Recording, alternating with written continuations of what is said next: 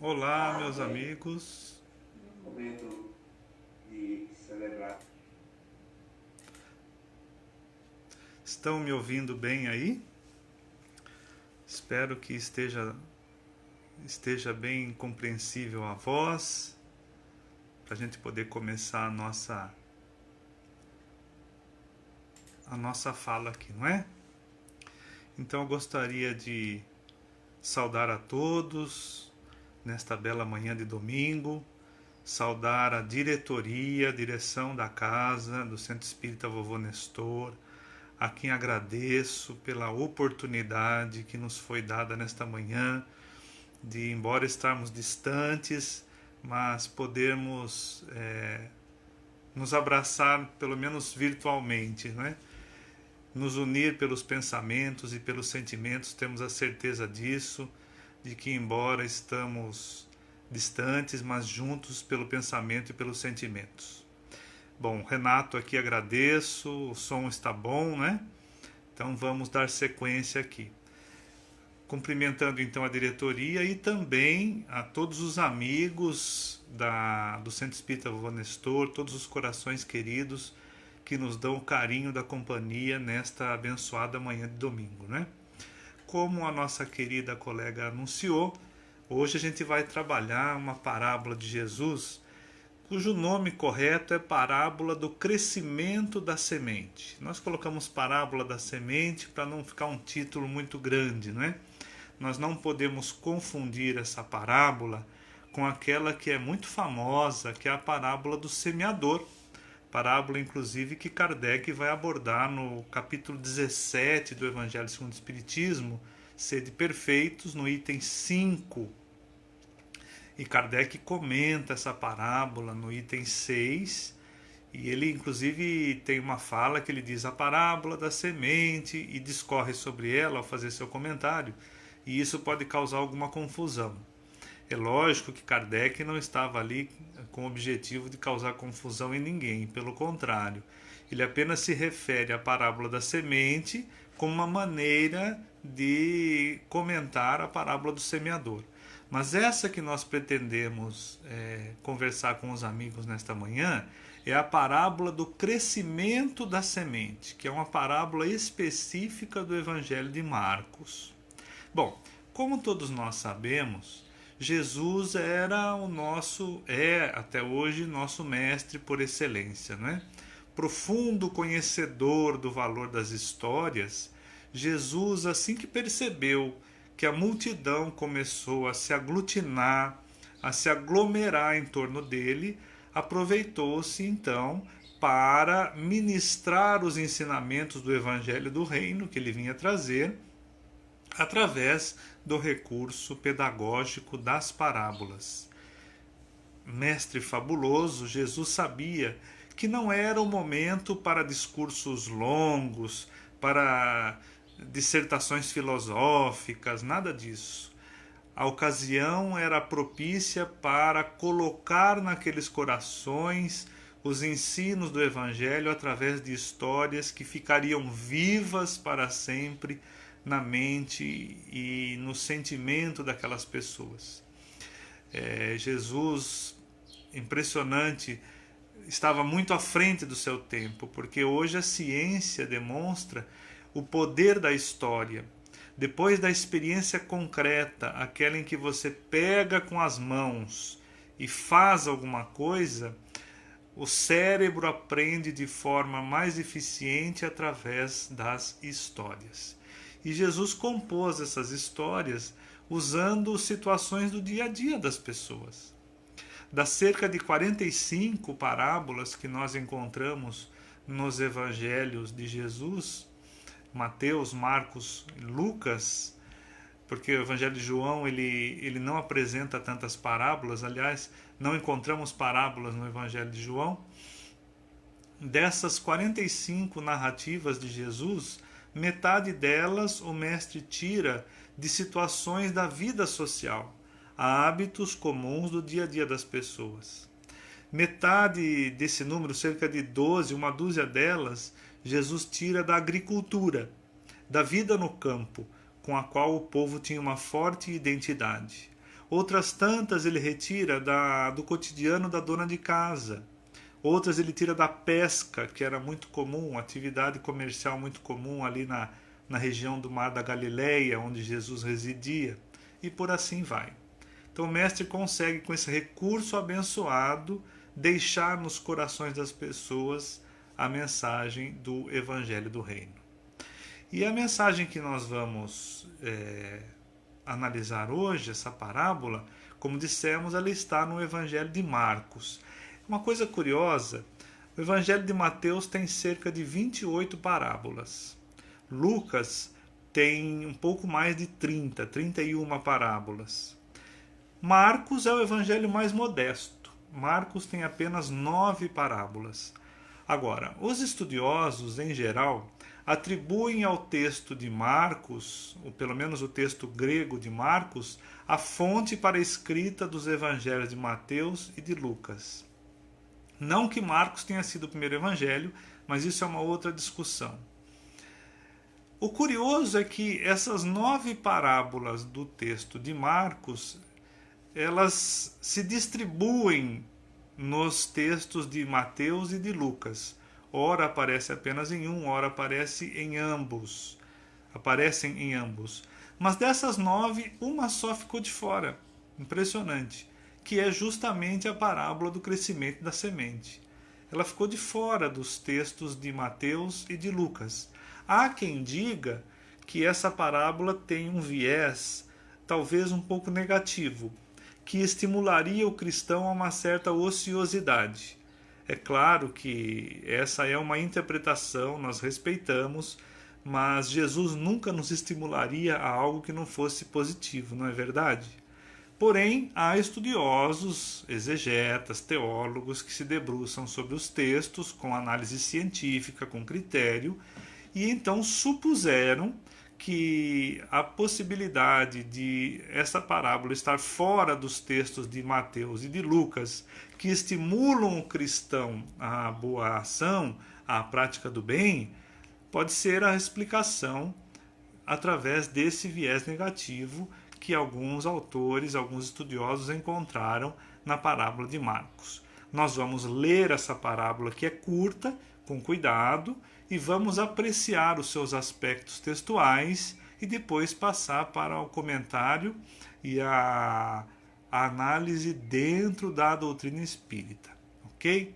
Então eu vou passar aqui a parábola. Enquanto aquele que quiser pegar essa parábola no seu texto evangélico, né, para nos acompanhar, assim não fica muito solto, é interessante.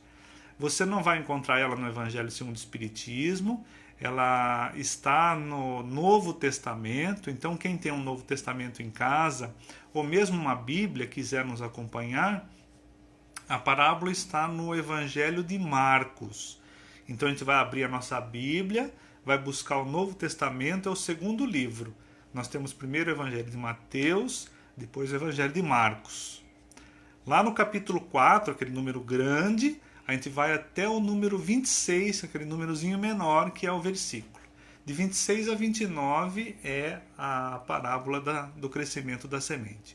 Enquanto você, que por acaso tem interesse em pegar o livro, vai acessando, deixa a gente fazer uma introdução aqui importante. A maioria das parábolas de Jesus, pelo menos isso nos dizem alguns especialistas e é verdadeiro, elas nos permitem uma interpretação mais ampla, mais fidedigna, quando nós olhamos a parábola perifericamente. Ou seja, quando nós olhamos a passagem anterior e a passagem posterior. É como se nós, usando um exemplo muito bem citado do professor Severino Celestino da Silva, é como se nós entrássemos em uma floresta e a nossa visão na floresta é uma coisa do solo. Outra coisa é se nós pudéssemos subir, como se usássemos uma espécie de drone, e olhássemos essa floresta lá do alto. Ao examiná-la com esta visão de conjunto, nós podemos abarcar a floresta em sua totalidade e então ter uma compreensão de onde a floresta começa, de onde a floresta termina, quais são, em linhas gerais, as espécies de árvores que ali frutificaram e por assim vai. Então, quando nós olhamos a parábola com essa visão periférica, examinando o que vem antes, o que vem depois, nós acabamos encontrando dicas de interpretação muito interessantes. Por exemplo, esta parábola da semente, o contexto dela é assim. Jesus está pregando na praia, as pessoas estão ali ouvindo, há uma multidão cercando Jesus, tão grande, que começam a apertar o espaço onde o mestre está, e ele praticamente está com os calcanhares dentro da água, dentro do lago. Então Jesus pede licença, sobe em um dos barcos ali dos pescadores, e do barco ele ministra os seus ensinamentos. Aproveitando a brisa que soprava generosa do mar da Galileia, também chamado Lago de Genezaré, ele ministra os seus ensinamentos à multidão que está ali na beira do lago, na beira da praia. Depois que ele ensina, conta, inclusive vai contar a parábola do semeador, que é a outra, depois que ele ministra os seus ensinamentos, Jesus despede a multidão e após despedi-la fica ali um grupinho seleto, talvez aquele pessoalzinho mais chegado. E então, para esse grupinho seleto, Jesus conta a parábola do crescimento da semente. Despede esse grupo e com os apóstolos entra mar adentro. Navega alguns metros e lá no mar, lá no meio do mar, do lago, vai ocorrer aquele episódio famoso da tempestade que Jesus acalmou.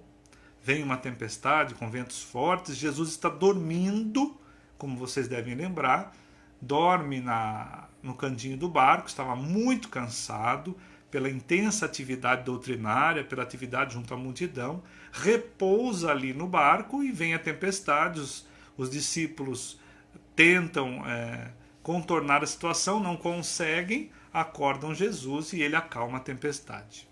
Esse é o contexto da parábola do crescimento da semente. Primeiro uma pregação no lago, depois a parábola e por fim Jesus dorme no barco. Eu vou pedir para você guardar em banho-maria essas informações. Deixa num cantinho aí que a gente vai voltar a ela daqui a pouquinho. Vamos agora então à parábola do crescimento da semente. Eu estou acessando aqui no meu sistema. Você que não tem uma Bíblia em casa, você pode abrir nesses navegadores da internet e digitar Marcos 4, 26 a 29 e você vai achar a parábola, não tem segredo algum. Então eu vou pedir licença para ler rapidamente a parábola do crescimento da semente para a gente conhecê-la, seus aspectos textuais e depois comentar. Então a parábola diz assim: Jesus ensinando para as pessoas, para aquele grupinho seleto que ficou ali. O reino de Deus é assim como se um homem lançasse semente à terra, e dormisse e se levantasse, de noite ou de dia, e a semente brotasse e crescesse, não sabendo ele como. Porque a terra por si mesma frutifica, primeiro a erva, depois a espiga, e por último o grão cheio na espiga. E quando já o fruto se mostra, mete-se logo a foice, porque está chegada a ceifa. Esta é a parábola do crescimento da semente. O que nos chama a atenção aqui? Os primeiros aspectos do texto que nos chamam a atenção. Esta primeira frase, esse primeiro versículo, que é o versículo 26, note a grandeza da sabedoria do Cristo. Ele coloca assim: o reino dos céus é semelhante a um homem que lançasse semente à terra.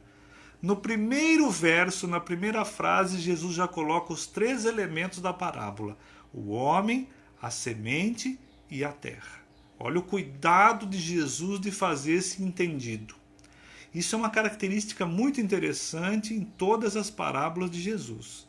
É algo que nós precisamos prestar atenção para ver a grandeza desse espírito elevado que era o mestre. Você nunca vai encontrar mais do que duas pessoas ou dois grupos de pessoas, por exemplo, numa mesma parábola, numa mesma cena de uma parábola. É o cuidado de Jesus de fazer esse entendido. Na parábola do filho pródigo, nós vamos ver o pai do filho pródigo interagindo primeiro com um filho e depois com o outro. Nunca os três na mesma cena, que é para não confundir a cabecinha de quem está ouvindo. Percebe? É a capacidade de Jesus, é o tamanho do seu amor, do seu coração, de sua inteligência, todas essas energias que ele movimentava para fazer-se compreendido. E é por isso que as parábolas do Mestre estão até aí, hoje, né? Estão hoje até os dias atuais, impregnando e motivando corações a conhecerem essas histórias belíssimas. Bom, então estamos aí diante da parábola do crescimento da semente. Ela tem um leque de interpretações muito amplo. Qualquer pessoa pode optar por um caminho ou por outro e vai encontrar ensinos espirituais grandiosos.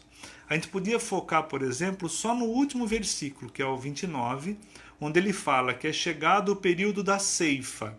E aí, então, poderíamos fazer uma análise sobre os últimos dias, não é? Aquela análise que dentro do cristianismo chama escatologia, puxar ali o capítulo 18 de A Gênese de Allan Kardec, dos tempos são chegados, sinais dos tempos, e discorrer sobre a transição planetária, o período da ceifa, né? Muito bem analisado ali pelo codificador, com riqueza de detalhes, com muita inteligência, explicando da transição planetária, que não acontece com aspectos exteriores, mas que essa transição está dentro do coração do ser humano. Bom, a gente podia fazer o caminho que a gente quisesse. Nós optamos por escolher dois aspectos apenas do texto dessa parábola. O primeiro aspecto é esse do homem dormir e levantar. Dormir e levantar de noite e de dia, e a semente cresce sem que ele saiba como. Então a gente vai ficar só com o versículo 27 da parábola.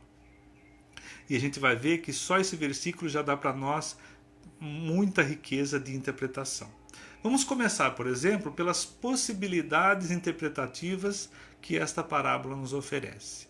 A primeira, segundo alguns especialistas nos quais nós tropeçamos no estudo desse texto, diz que esta parábola Jesus contou como uma forma de resposta aos impacientes. Por quê?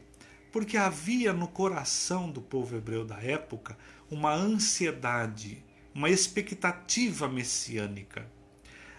Afinal, já estava ali o povo de Israel sofrendo já várias décadas com o dominador romano, que tratava o povo judeu com desprezo, que o escravizou, e havia também muita miséria.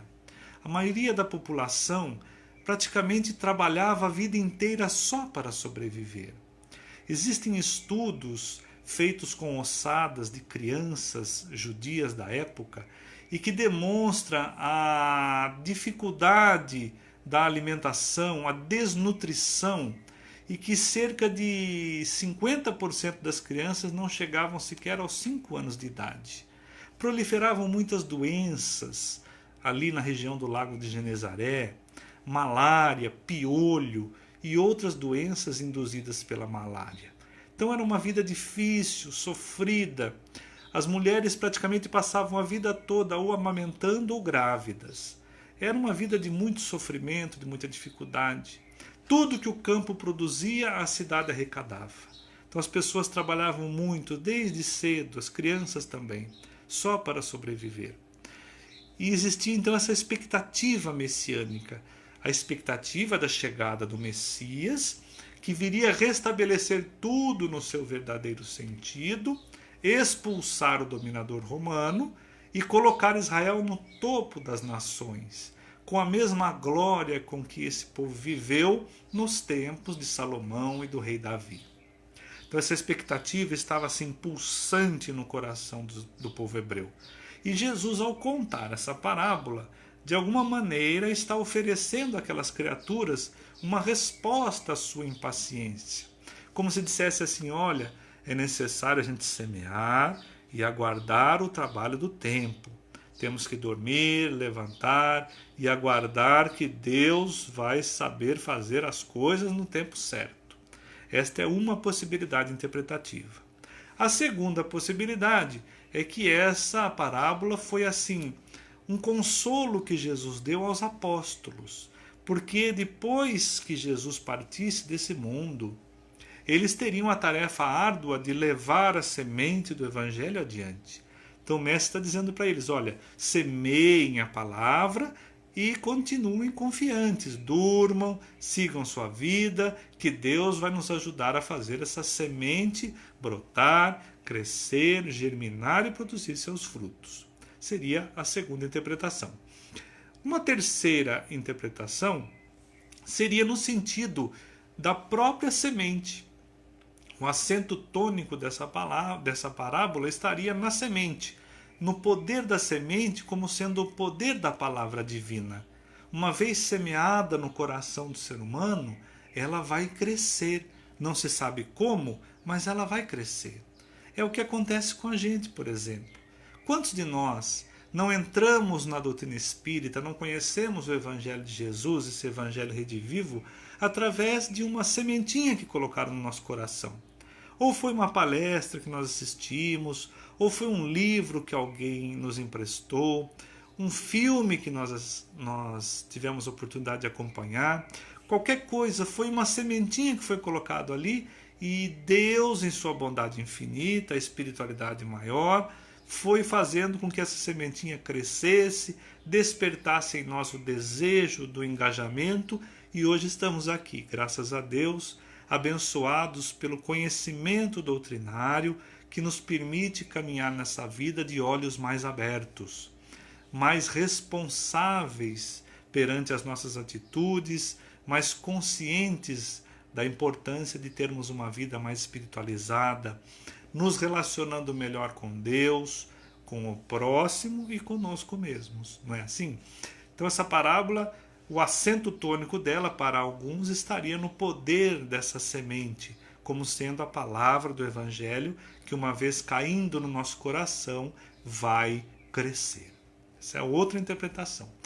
Há quem tenha visto também, por incrível que pareça, que esta parábola é uma crítica às pessoas viciadas em trabalho, os chamados workaholics, aquelas criaturas que não têm tempo para nada, só tem tempo para o seu trabalho. Então não tem tempo para sua saúde, não tem tempo para sua família, não tem tempo para cuidar dos seus relacionamentos, para cuidar de si mesmo.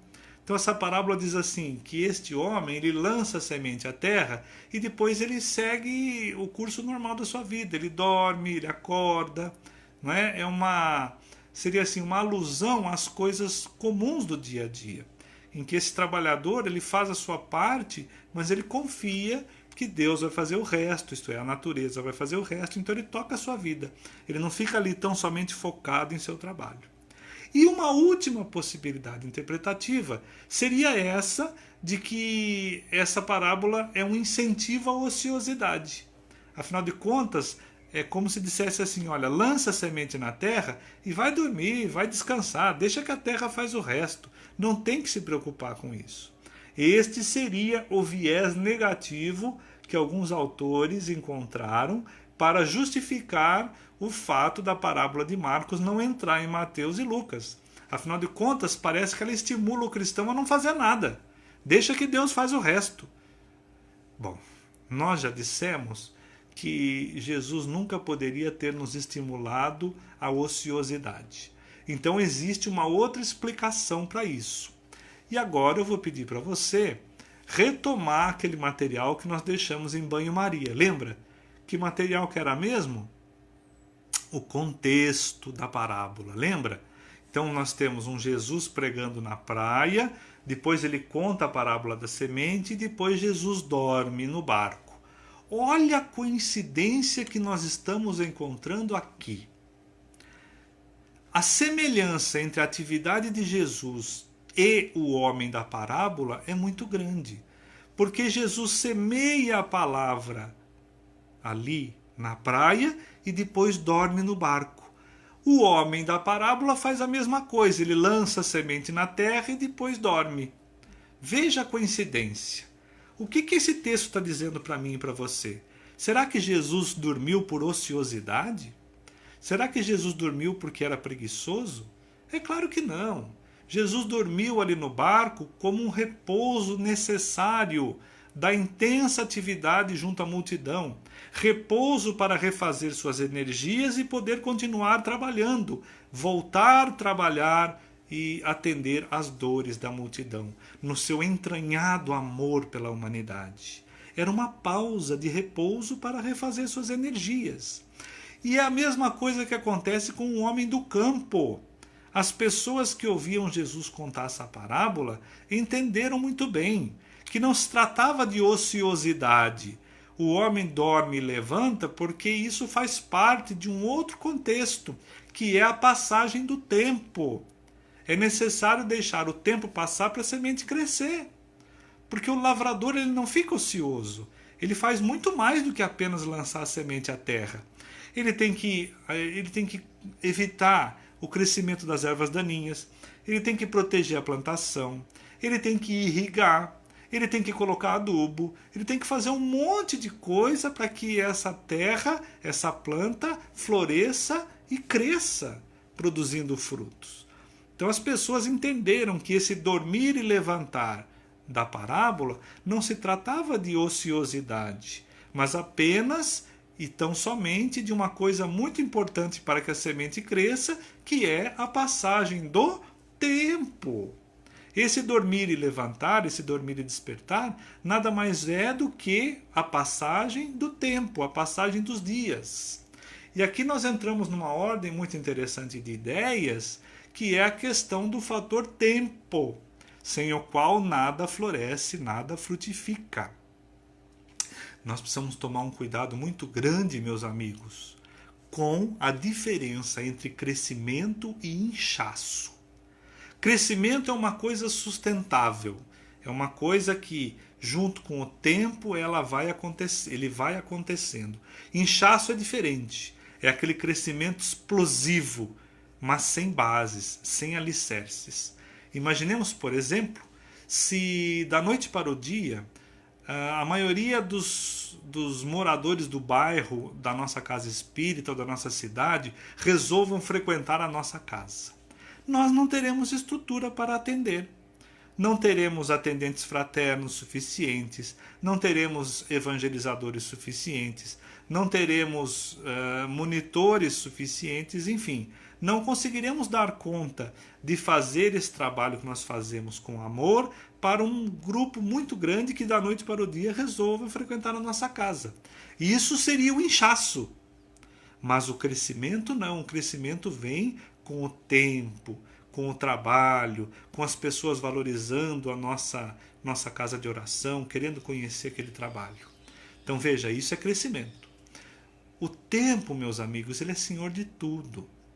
Emmanuel tem uma frase através do Chico que é formidável. Ele diz assim: o tempo não respeita as coisas que não ajuda a construir. Olha que coisa linda, vou repetir. O tempo não respeita as coisas que não ajuda a construir. Tudo que é sério, que é bom, que é nobre, necessita do concurso do tempo. Quanto tempo, vou perguntar para você, quanto tempo será que é necessário para se construir o coração de um Chico Xavier? Quanto tempo para se construir o coração de uma irmã Dulce, de uma Madre Teresa, de um Gandhi? Quanto tempo esses espíritos levaram para chegar ao ponto onde eles chegaram? Agora deixa eu subir a régua um pouco mais. Quanto tempo para se formar um espírito da natureza do Cristo? Oh, meu Deus do céu!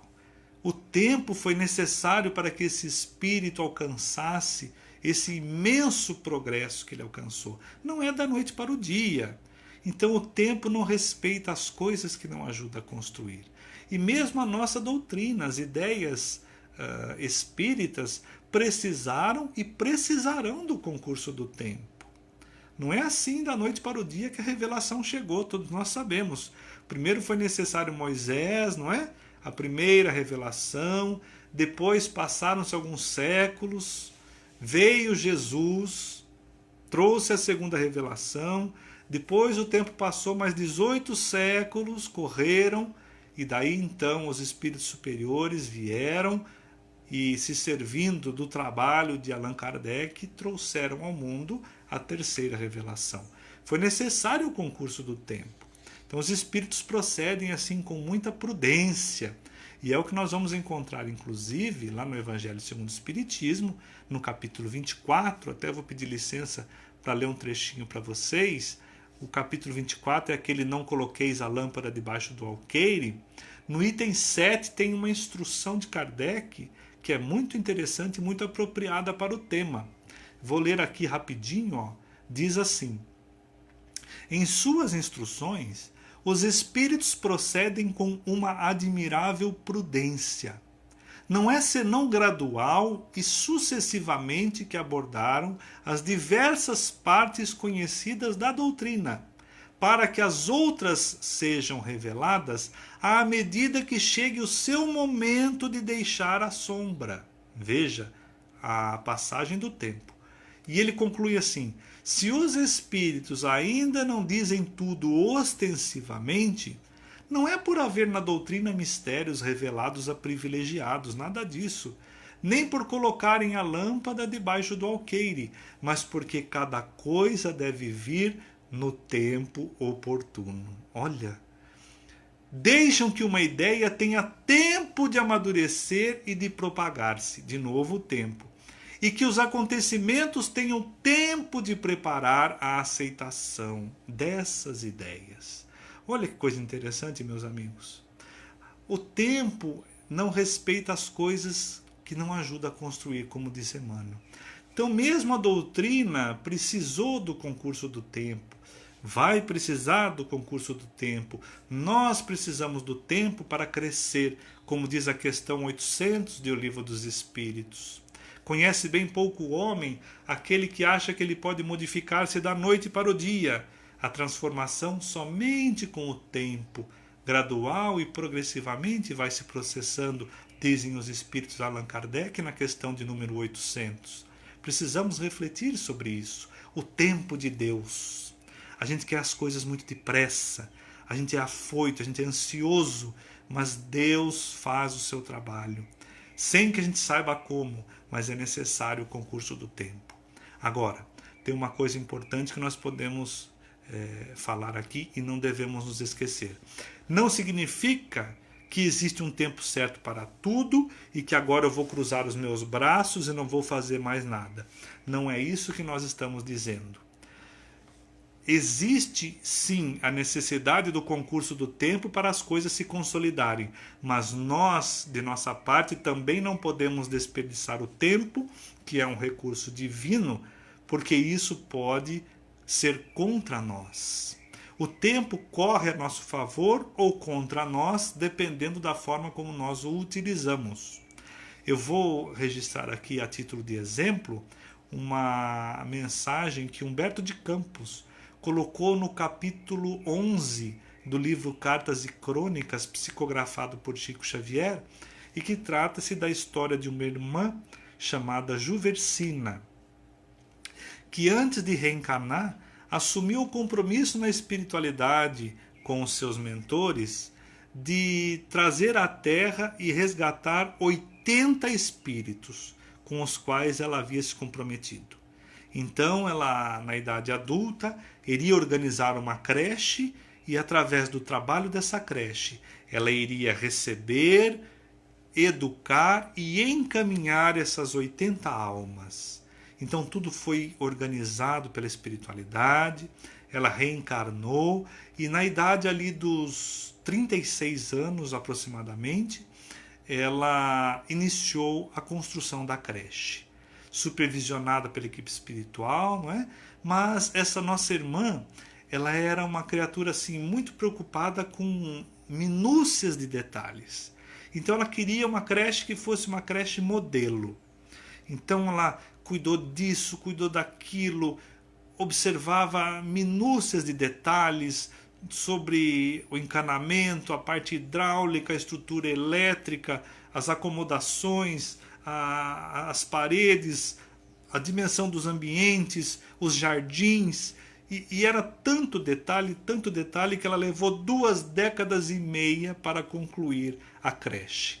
É lógico que a hora que ela terminou ficou um brinco, não é? A creche era um mimo, uma creche modelo para todas as outras creches.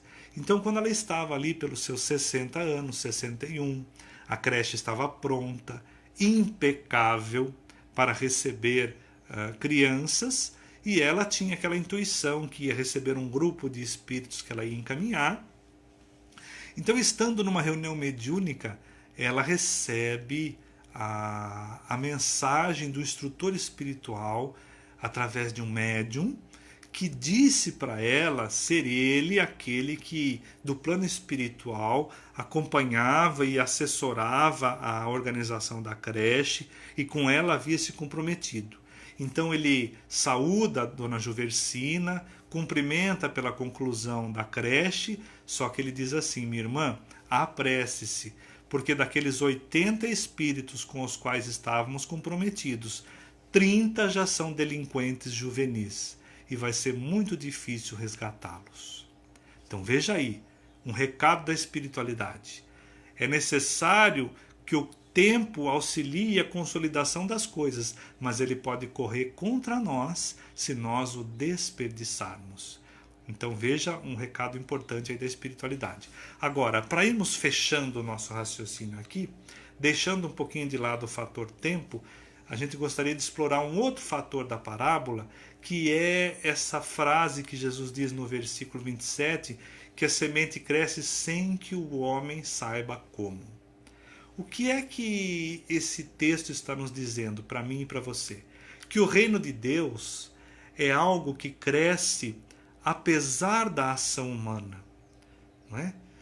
Vamos dizer assim, usando hoje os conhecimentos que a agronomia tem, porque hoje a agronomia é uma ciência moderna, evoluída, hoje essa ciência consegue documentar todo o processo da germinação da semente, do seu crescimento, quantos frutos aquela semente vai produzir, em qual tempo.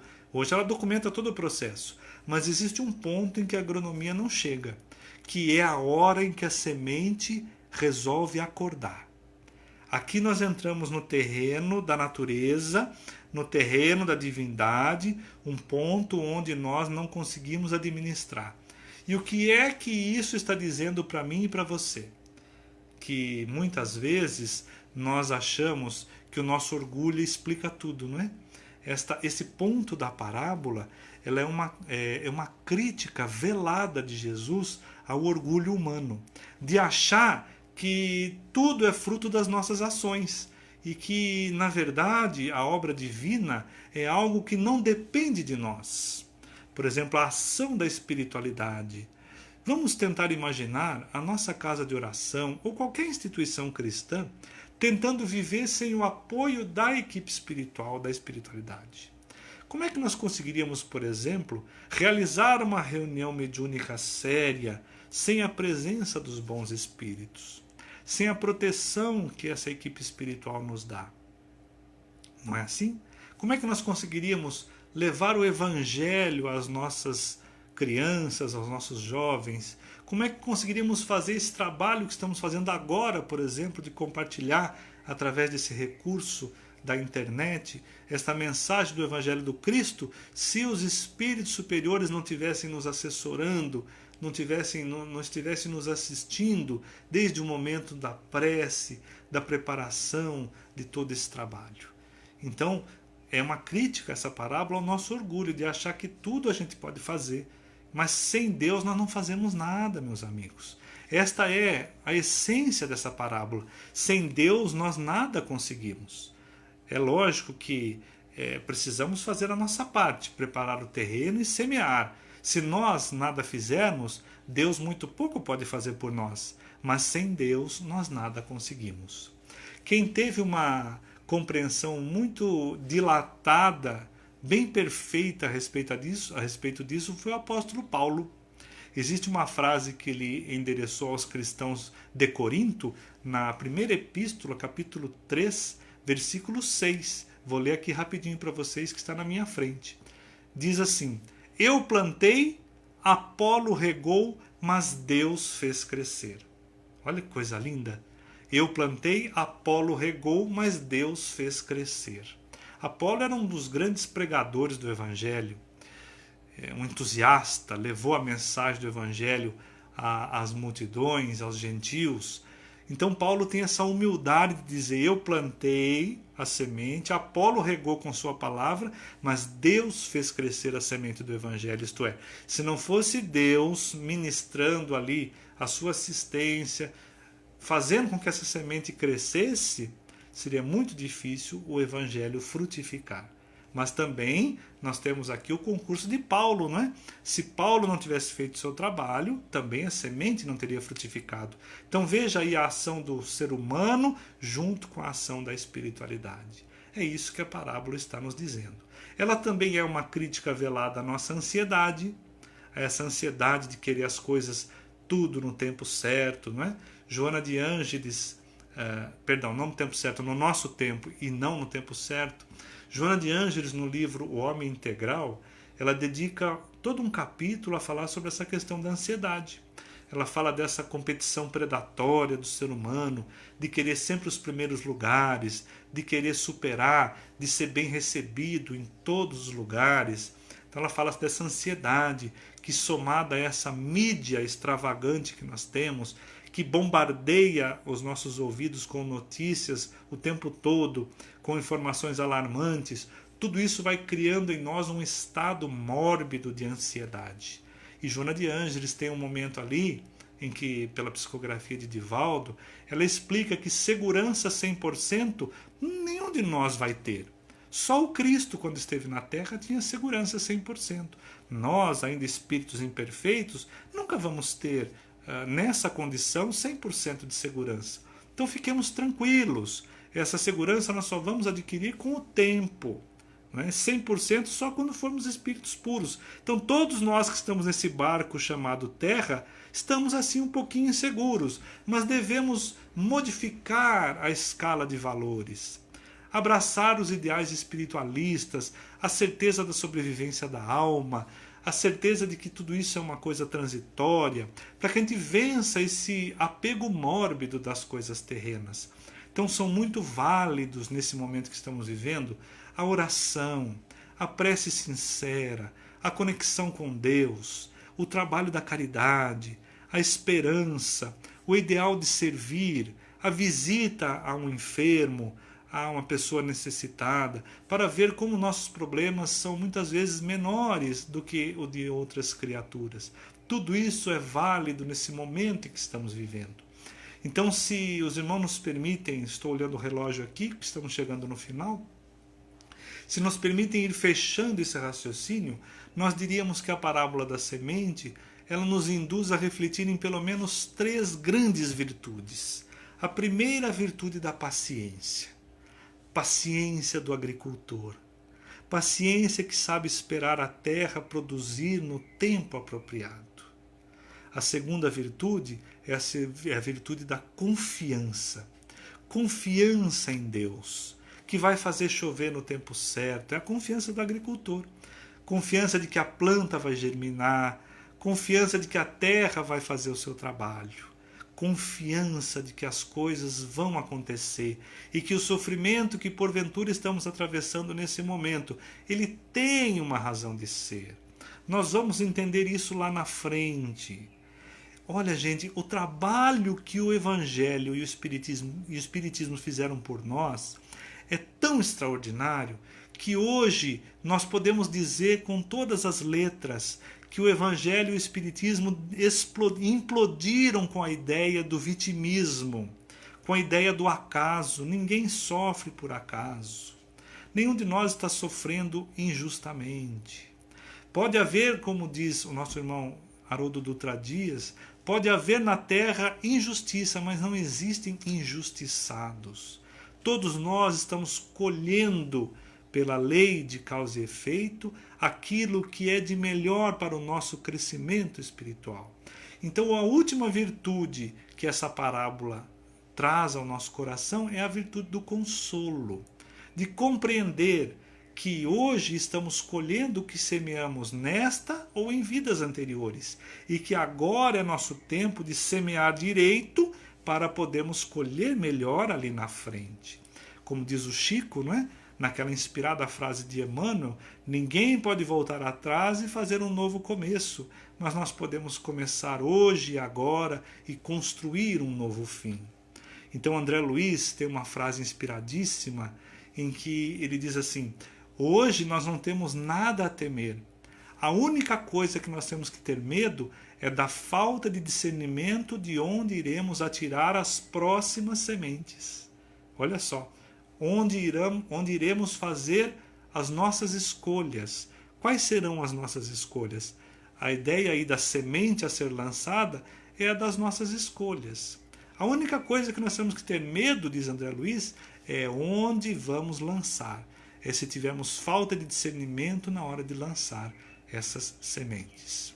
Então eu peço licença para os irmãos, para ir fechando a nossa reflexão, e eu gostaria de trabalhar com vocês aqui um poema muito bonito da nossa irmã Maria Dolores, que está num livro homônimo, o livro Maria Dolores, psicografado por Chico Xavier, onde ela fala um pouco de semear e fala mais do tempo, que é uma coisa belíssima.